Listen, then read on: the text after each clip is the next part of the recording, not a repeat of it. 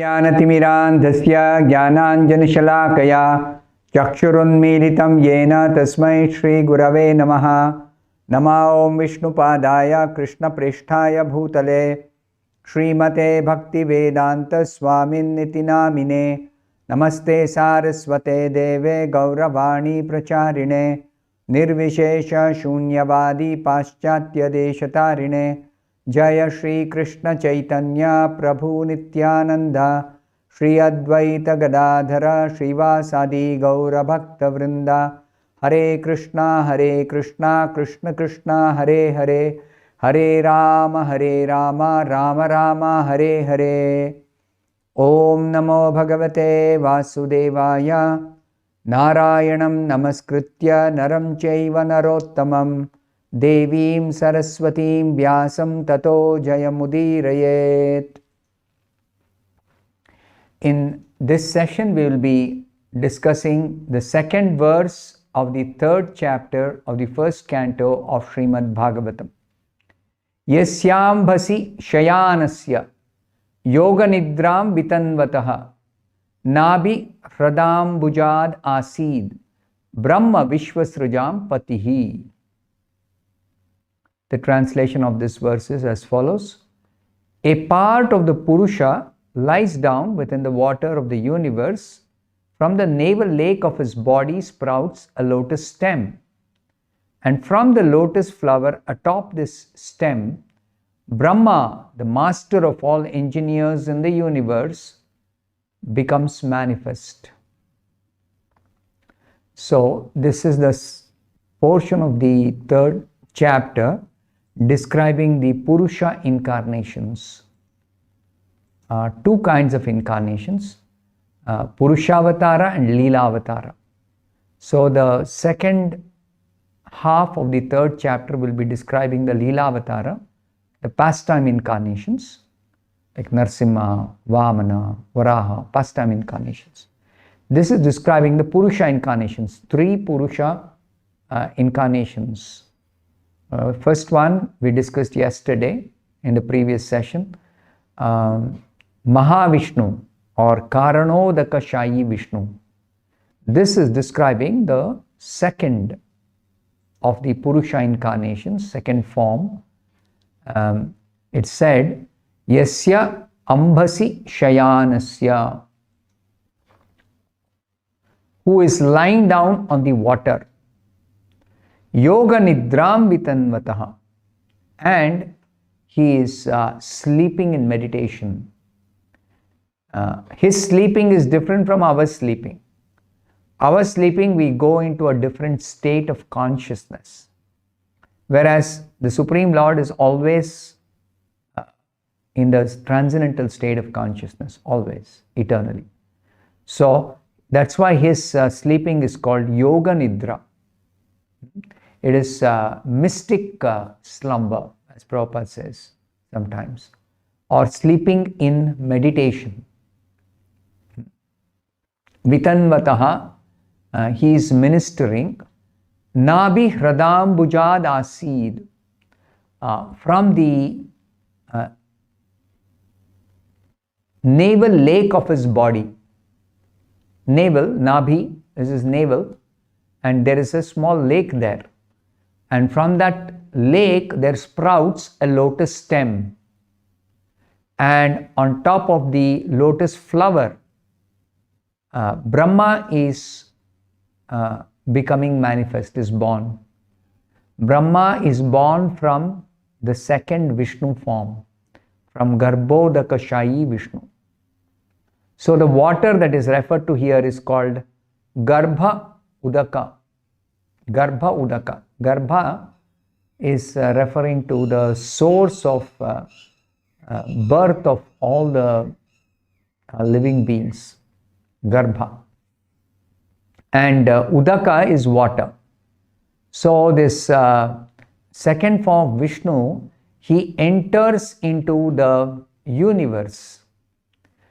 The first Vishnu, Mahavishnu, from his skin holes come so many universes, like bubbles in the ocean. When he breathes out, the universes come out. And when he breathes in, all the universes enter back into his body. So he generates the universes. The first Vishnu generates the universes. But those universes further develop only when the second Vishnu enters. The second Vishnu form enters into each universe. As many second Vishnu forms as there are universes. And how many universes? Billions, trillions, we cannot count. And in each universe, the Lord, first of all, half fills the universal shell with water. That is his own perspiration. His own perspiration, he half fills with water, and on that water he lies down. That's described here as Yasya Ambhasi Shayanasya. Shayanasya means he is lying down. And Yoga Nidram, he lies down in sleeping, in meditation.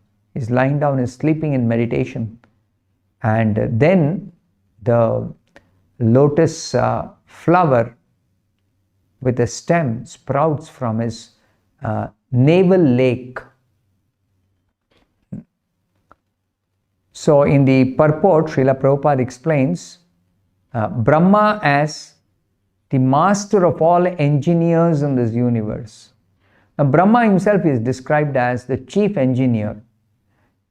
Engineer because he is provided the ingredients for the creation by the Lord Vishnu, Supreme Lord Vishnu. He is given the intelligence by Supreme Lord Vishnu. He is given the skill for combining those ingredients to generate living entities by the Supreme Lord. So Brahma is only doing the work of an engineer. He's transforming some ingredients into different bodies of living entities. So Brahma is also the master of all other engineers. Apart from Brahma, there are others also in this creation, in this universe, who become manifest as sons of Brahma, as different they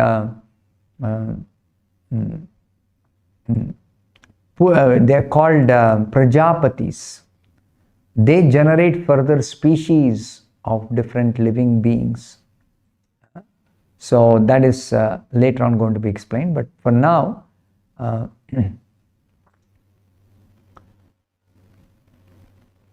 within the stem of that lotus flower that comes out of the navel lake of Garbadakashayi Vishnu, the second Vishnu, within that stem there are 14 divisions of planetary systems. And the earth is in the middle. And upper planets are mostly those beings who are higher than humans. And the topmost planet is called Brahmaloka, where Brahma resides. And there are residents of Brahmaloka. And downwards from the earthly plant on the stem of the lotus, there are 7 lower planetary systems inhabited by asuras and similar other materialistic living beings. So, the 3 Vishnus are described. Garbadakashayi Vishnu further expands as Kshirodakashayi Vishnu. The first Vishnu is called Karanodakashayi Vishnu. The second Vishnu is called Garbhodakashayi Vishnu. The third Vishnu is called Kshirodakashayi Vishnu. All the 3 Vishnus are lying down on some ocean. The first one is lying down on the causal ocean. The second Vishnu form on the Garbha ocean. And the third Vishnu form on the milk ocean. The third Vishnu form is called Kshirodakashayi Vishnu. He is the collective Paramatma of all the living beings who take birth in this material world.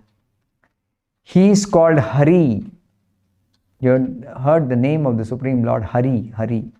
So Hari is from whom all the incarnations who appear in this world are expanded. The incarnations who appear in this world are expanded from Hari, the Garbadakashayi Vishnu. He is also the maintainer Vishnu of this material universe, of all the planets and the living beings in the entire universe. So there is a description that one who knows these three Vishnus properly, such a person becomes freed from the material conditions of birth, death, old age and disease, and such a person is ultimately liberated from material bondage.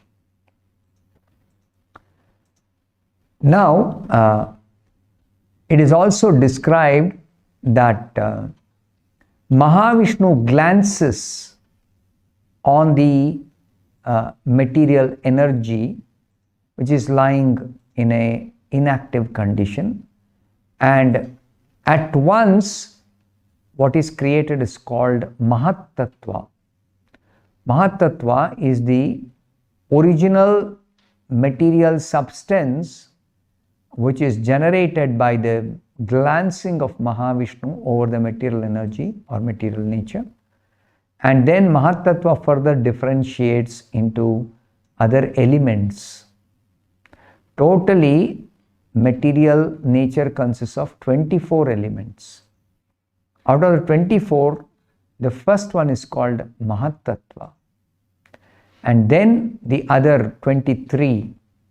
So that is also explained. What are these 23 elements? The 5 gross elements, earth, water, fire, air and sky, and 3 subtle elements, mind, intelligence and false ego.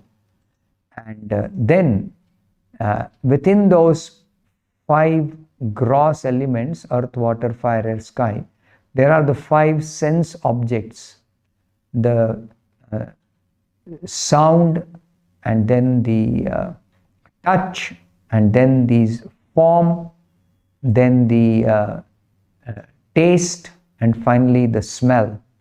All the 5 are present in the 5 gross elements.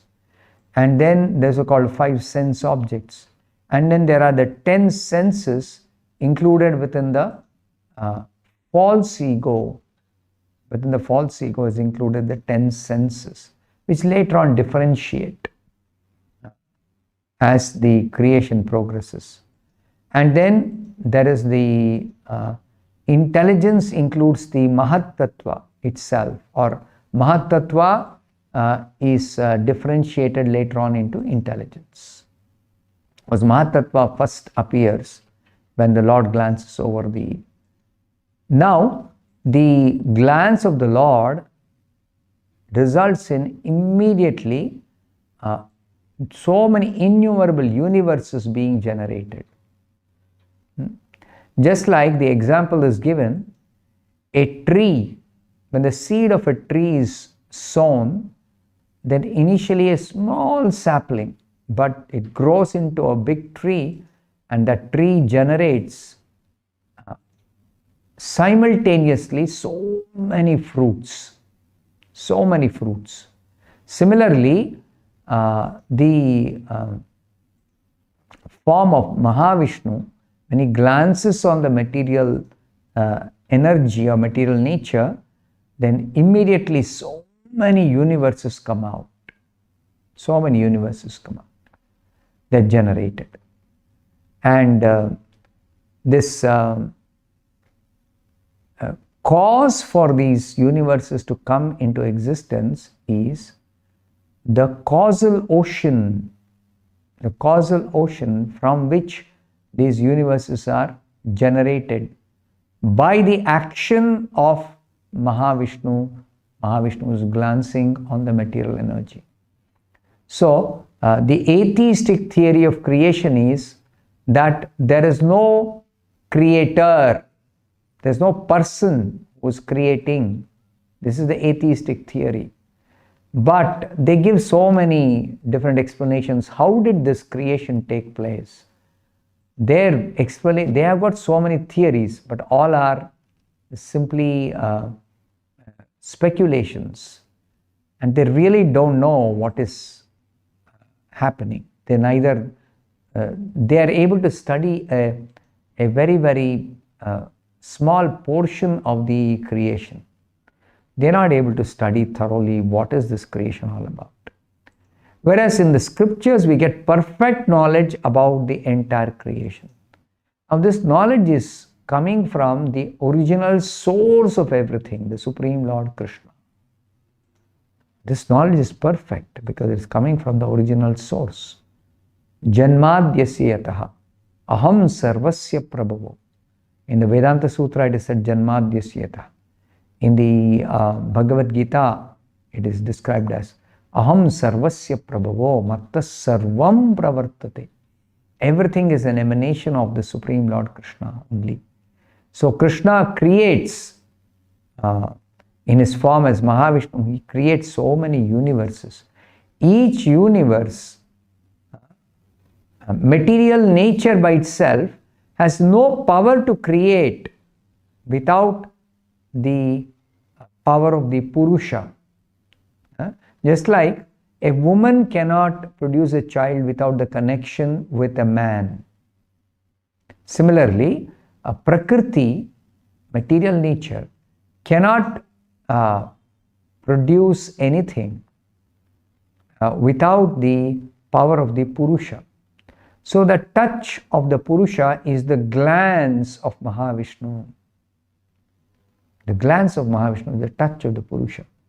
And that glancing is enough to generate so many universes. So many universes. And also, the Supreme Lord as Mahavishnu or Garbadakashayi Vishnu, the first Vishnu, he injects the living entities by his glance also into material nature. Not only is he glancing on the material nature and material nature produces so many universes, but material nature is injected with the living entities by the glance of Mahavishnu.